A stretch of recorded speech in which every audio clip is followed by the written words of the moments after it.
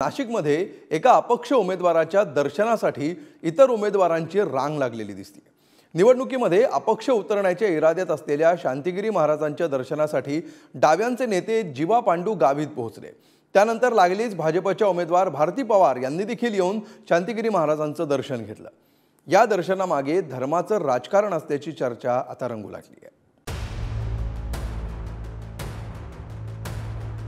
जय बाबाजी परिवारामुळे घराघरात पोहोचलेले हे शांतिगिरी महाराज। शांतिगिरी महाराजांच्या दर्शनासाठी सध्या दिंडोरी लोकसभा मतदारसंघाच्या उमेदवारांची रीघ लागल्याचं पाहायला मिळत आहे। यातली मुख्य गंमत अशी की शांतिगिरी महाराजही निवडणूक लढवण्याच्या विचारात आहेत। शांतिगिरी महाराजांनी शिंदेंच्या शिवसेनेकडून नाशिक लोकसभेसाठी तिकीट मिळावं यासाठी मुख्यमंत्र्यांचीही भेट घेतली होती। तिकीट मिळालं नाही तर नाशिकमधून अपक्ष लढणार असल्याचंही शांतिगिरी महाराजांनी जाहीर केलंय। महाराज नाशिकमधून रिंगणात उतरणार असले तरी दिंडोरी मतदारसंघातील सर्वपक्षीय उमेदवार त्यांच्या दर्शनाला येताना दिसतायत। धार्मिक राजकारणापासून लांब राहणारे डावे माकपाचे जीवा पांडू गावीत यांनी शांतिगिरी महाराजांची भेट घेतल्यामुळे अनेकांच्या भुवया उंचावल्यात। दिंडोरीतील लढत ही भाजपच्या भारती पवार आणि शरद पवारांच्या राष्ट्रवादीचे भास्कर भगरे यांच्यात होईल असं वाटत होतं। मात्र जीवा पांडू गावितांनी शांतिगिरी महाराजांची भेट घेत तेही मैदानात असल्याचं स्पष्ट केलंय।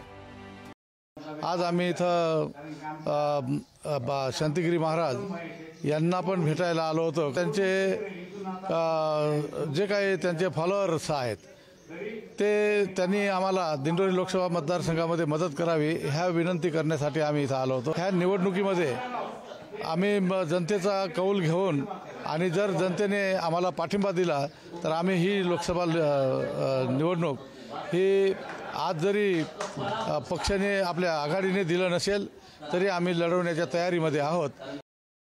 जीवा पांडू गावित यांनी शांतिगिरी महाराजांची भेट घेतल्यानंतर काही वेळातच भाजपच्या खासदार आणि दिंडोरीच्या उमेदवार भारती पवार याही शांतिगिरी महाराजांच्या दर्शनाला पोहोचल्या।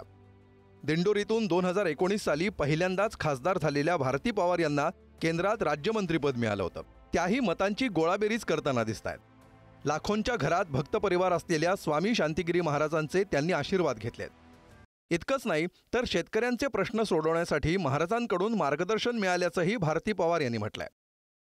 सामाजिक कार्यामध्ये नेहमीच तुम्ही अग्रेसर व्हा असे आशीर्वाद मला त्यांनी सातत्याने दिले।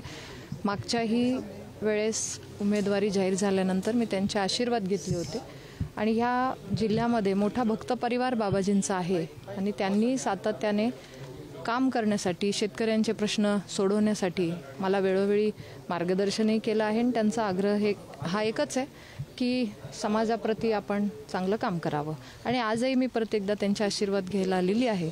बाबांबरोबर चर्चाही झाली, मतदारसंघातल्या प्रश्नांची त्यांनी माहिती घेतली आणि त्यावर काम करण्याचंही त्यांनी मार्गदर्शन केलं आहे। स्वामी शांतिगिरी महाराज यांचं महत्त्व वाढण्याचं कारण म्हणजे दिंडोरी लोकसभा मतदारसंघात जवळपास 3.5 लाखांहून त्यांचा भक्त परिवार आहे। याच भक्त परिवाराचा पाठिंबा मिळवण्यासाठी डाव्या विचारसरणीचे जीवा पांडू गावितांनाही त्यांची भेट घेणं गरजेचं वाटू लागलंय। माकपाची मतं आणि महाराजांच्या भक्ती परिवाराची मतं एकत्र झाली तर त्याचा फायदा होईल असं गावितांना वाटतंय। तर राम मंदिर आणि हिंदुत्वाच्या मुद्द्यावर प्रचार करणाऱ्या भाजपला शांतिगिरी महाराजांची मतं जवळची वाटतायत। राष्ट्रवादीचे उमेदवार भास्कर भगरे हेही येत्या काळात शांतिगिरी महाराजांची भेट घेणार असल्याचं सांगण्यात येत आहे। मवियाकडून भास्कर भगरे यांचा प्रचार जोरात सुरू असून भगरे प्रचारात भारती पवार यांच्यावर टीका करताना दिसतायत। परंतु हे सरकार कुठल्याही प्रकारचं नियोजन करताना दिसत नाहीये। फक्त वेगवेगळे कार्यक्रम शासन आपल्या दारी आणि जनता घरोघरी, शासनाकडे जनतेकडे लक्ष द्यायला वेळ नाहीये। सगळ्यांना विनंती की येणाऱ्या लोकसभा निवडणुकीमध्ये आपण महाविकास आघाडीला जो उमेदवार असेल तो आदरणीय पवार साहेब आहे, आदरणीय सोनिया गांधी आहे, आदरणीय उद्धव बाळासाहेब ठाकरे आहेत किंवा आदरणीय सीताराम येचुरी साहेब आहेत, हे समजून आपण आपल्या सगळ्यांच्या भवितव्यासाठी या महाविकास आघाडीला, एनडीए आघाडीला मतदान कराल एवढीच विनंती या निमित्ताने करतो। एकीकडे नाशिकमधून अपक्ष रिंगणात उतरणार असणारे शांतिगिरी महाराजांचा आशीर्वाद दिंडोरीत मिळवण्यासाठी सर्वपक्षीय उमेदवारांचे प्रयत्न सुरू असल्याचं दिसतंय।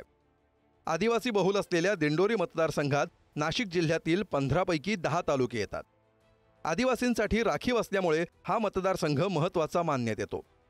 सध्या या मतदारसंघात भाजपचा वर्चस्व असला तरी माकपाची ताकदही या मतदारसंघात आहे.